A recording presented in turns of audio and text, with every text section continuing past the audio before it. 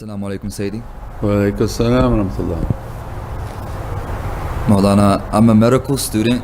I'm following the practices but I lack in my studies. I feel a great zeal for spirituality but feel like I don't want to study in this conventional way.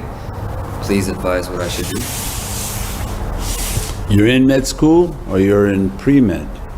If you're in med school, finish what you started and dedicate yourself to Tibb al-Nubuwah, the prophetic medicine, but learning their system, getting your degree in their systems, and then incorporate through your connection and love of Sayyidina Muhammad the prophetic way, so that to bring prophetic light into every aspect. Islam, when they say clash of civilizations, there's absolutely no clash of civilization. Islam comes to destroy shaitans.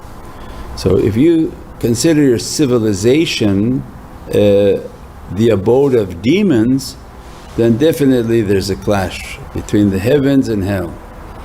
But Islam comes to illuminate humanity and save humans. We don't care for devils, we have no compassion for devils, we're fierce against anything satanic. So Islam is a safety and a light for humanity. That Islam in every region, true Islam, not the ones that people made up in back rooms and fabricated these people, we don't know where they even came from in their belief system. But the true Islam comes as a safeguard for humanity. They come to protect humans, to guide them, to recalibrate them that, oh, remember your Lord Most High, remember the light, keep light on your faith. All these beautiful nasheeds that are coming out in all different languages. Many people have no idea what the heck we're doing and can't understand it, can't comprehend it, and that's good because it's not meant for you. But in every language and in every culture and in every way, everybody has to go back into the light. You know that Islam comes as a guidance and rahmatan lil alameen. So it's a mercy for all of mankind and all of creation and jinn nations, jinni wa ins, that come back into the way of light.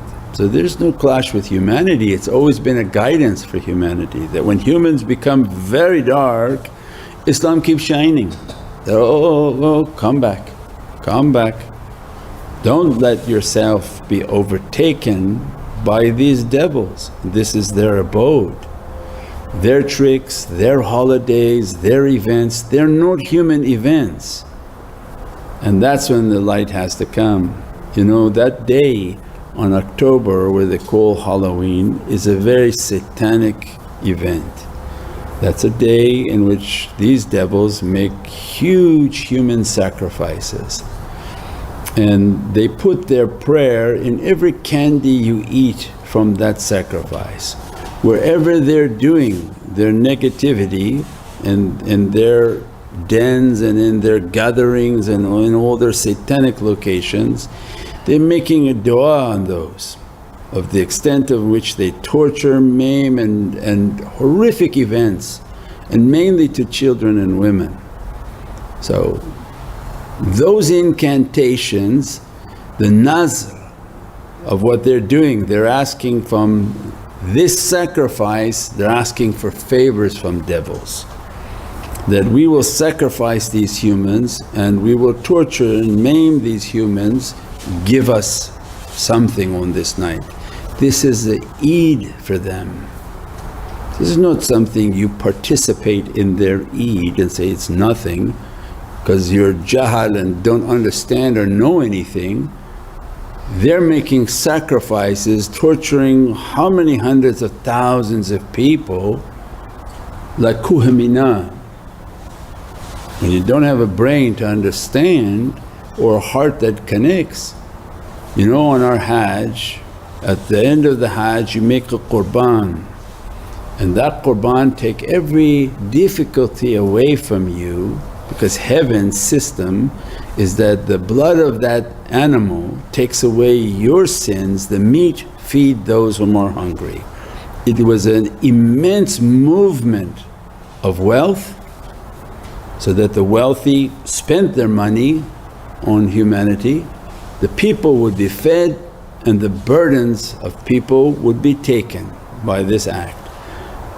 Shaitan is very angry with heavenly, but he's the arch nemesis, he's the dark one, where he says, well why don't we do the same, where we'll take people, maim them, abuse them, torture them, kill them, and the big devils, 800 big devils, not the jinn. The jinn are taking but asking from the actual shayateen favors. So this is not something small, this not that, oh don't worry about it. No, it's very fierce in its negativity. And as we enter into these last days, they are making big sacrifices, big movements, big actions against the Divine. So these are the days in which to recalibrate our faith, go back into the light and stop playing with these things that you don't understand.